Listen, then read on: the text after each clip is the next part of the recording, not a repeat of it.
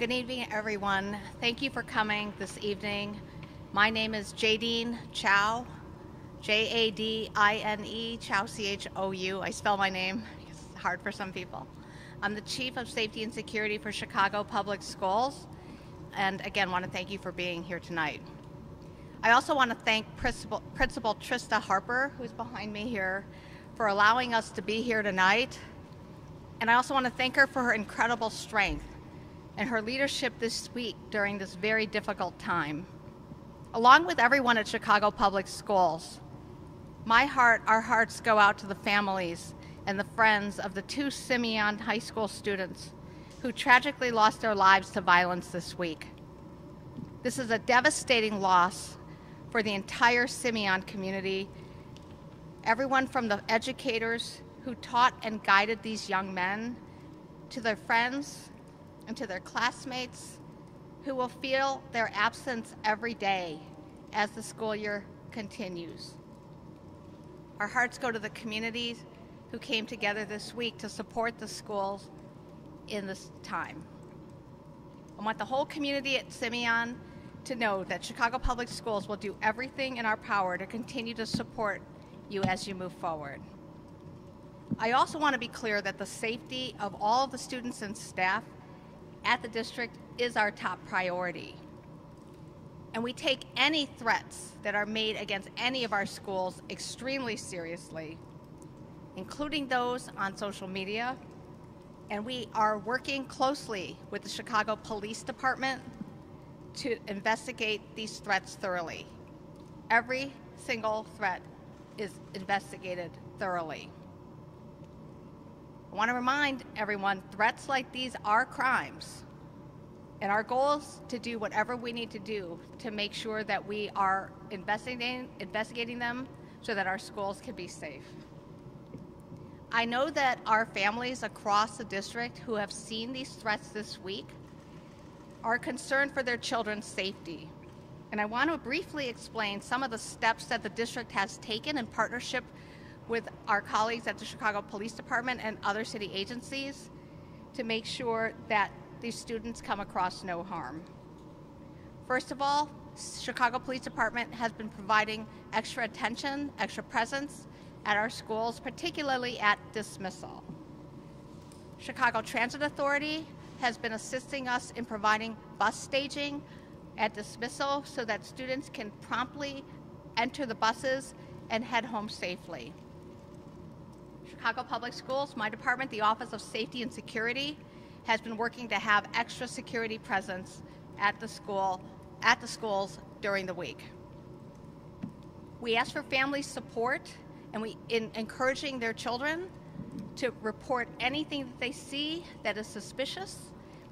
If they have anything that they hear, they should report that to a trusted adult or a teacher at the school that they feel comfortable sharing that with.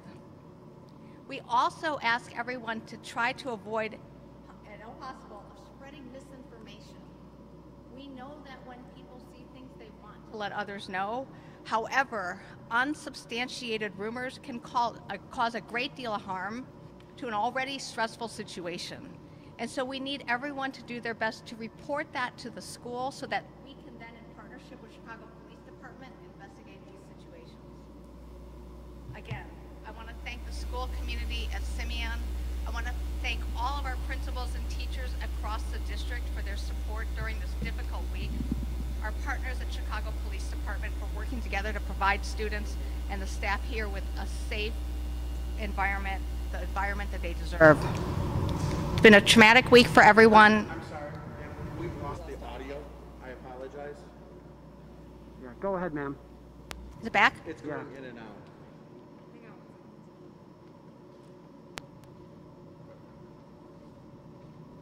I'm sorry, can you say something? Just repeat it again. I hear that. You back? Yeah. You good? Yeah, we're all good. Okay. I know that pulling together, moving forward, we will emerge stronger during this challenging time. With that, I would like to turn it over to Superintendent David Brown from the Chicago Police Department. Thank you, Jadine, and thank you, Dr. Harper here at Simeon High School. We're here, first of all, to offer our deepest condolences to the families of these young people who were tragically, fatally wounded by gunfire. We're here to show our support, to do our job in protecting young people coming and going from school, on campus and off campus. But we're also here to update you on the investigations of both of those incidents, as well as update you on what we've done regarding the social media threats, as well as our deployment strategy at all of the schools that have received threats. So we've got various updates. I think we're going to start with Chief Cato over our Counterterrorism Bureau to update on what's transpired regarding the social media threats that many of the schools have received today. And then I'll come back at the end and take just a few questions. Thank you. A few questions on topic. Thank you. I'd like to also extend my condolences to the Simeon family for their loss and the violence that's affected this school. In addition to all the social media threats that have been going out, we've had multiple social media threats go out throughout the city of Chicago, affecting multiple schools from the west side of Chicago all the way to here to the south side of Chicago. The threat here on the south side of Chicago struck a deep wound in the Simeon family. We put together one team. We worked as one team with the school and other resources. By continuing to focus on social media, we're able to identify the subject who was making multiple threats on social media that not only affected this school, affected other schools. We utilize our resources effectively and efficiently, identifying this subject in one of the far south side suburbs. This subject is presently cooperating with the Chicago Police Department. I'm now going to turn this over to Chief Dinahan, who will go into the investigation. All right, thanks, Chief. I'll be pretty brief on these investigations. I know a lot of people, we already know what happened. But on the 21st of September at approximately 3:30 p.m. at 83rd and Holland was when we had the juvenile 16-year-old that was shot and killed very close to a bank, just about a block away from here. He was standing outside with several of his friends after school, and a gunman had approached and began firing and then fled the scene. So we need a lot of help with this case. So I know we've done this before, but we're looking for any tips and clues that the public or any intelligence information that can be given to the detectives to help assist with this investigation. We definitely need the public's help in helping identify this offender.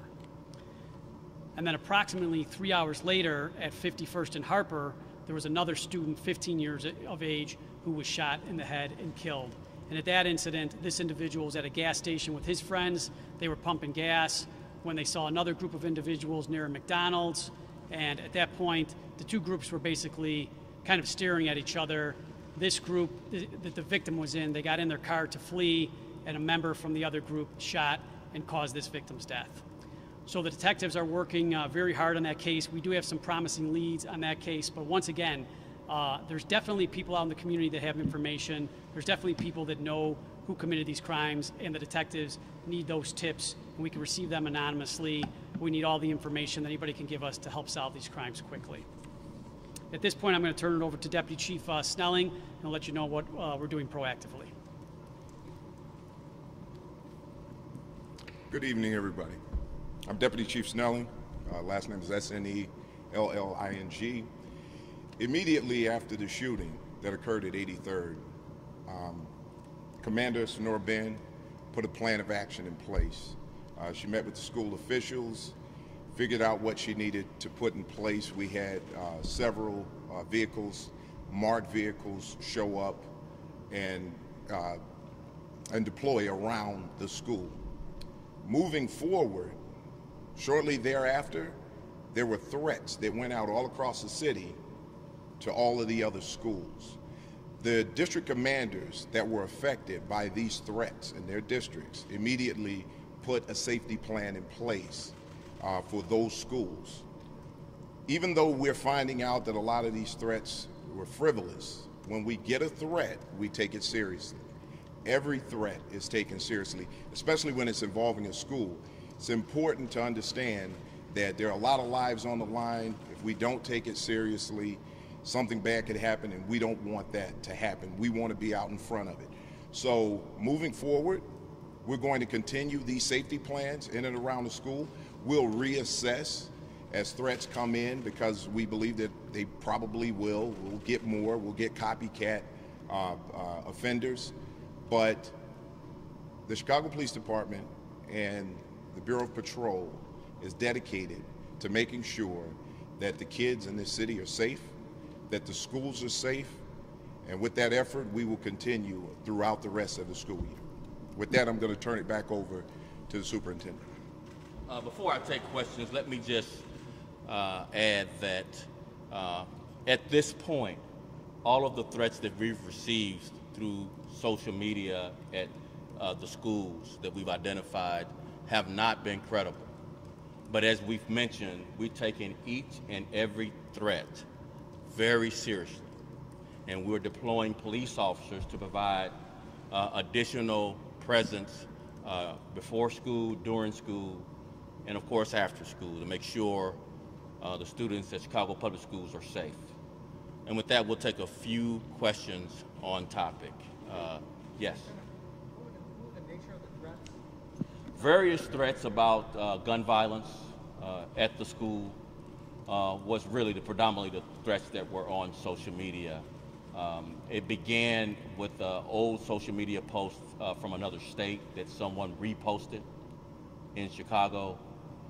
That's the person we have in custody that reposted and continued to post threats in Chicago Public Schools, and we're seeking the highest possible charge that's appropriate for the behavior. Yes? That individual that you have in custody that you're speaking of from the south suburb, I know you can't go into details, but is that a school-age person?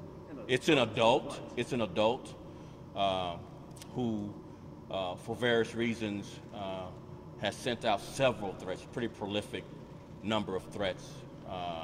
And his background is he's on electronic monitoring for the same type of charges of threats in an adjoining city to schools. So we're pursuing the highest possible charge. We're continuing to interview this person, and we're hopeful that we'll be able to bring charges. And he's in custody, correct? He's in custody being interviewed as we speak. Yes. Before I get my question, and his motivation was just to see police scamper, or what was it? Fear is likely the bottom line to why a person would do something like this. It's obviously caused a lot of concern. Parents to be concerned about their kids at schools. Really tragic that person, after Chicago's experienced these two tragic deaths of young people here at Simeon, that someone would now start posting on social media threats to stir further fears in parents.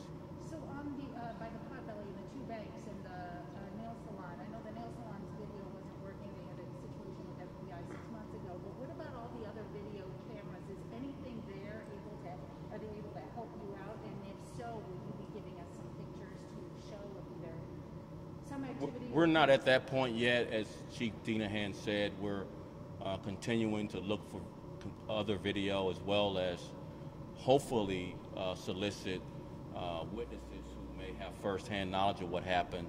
So please come forward if you have any information regarding what you saw on both incidents.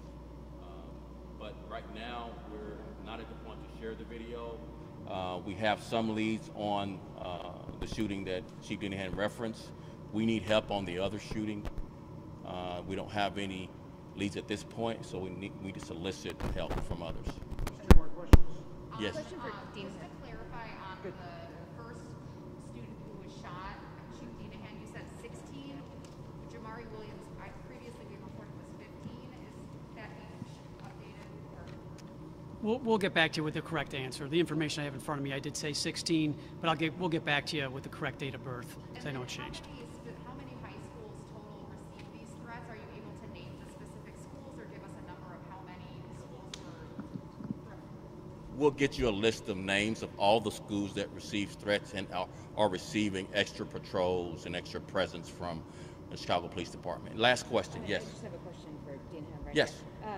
Do you have you seen any social media information, particularly about the second victim, involving guns, gang signs, violence, anything like that?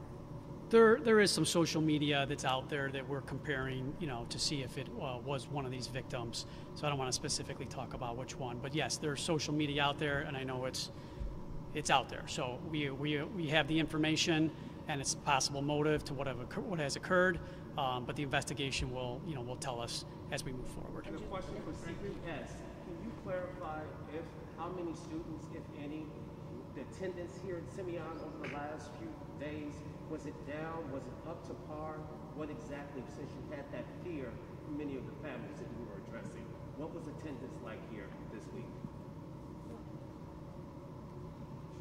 So, at Simeon, I don't have the exact numbers for you right now. We can get back to you on that, but I'll just share that, understandably, we did have lower attendance.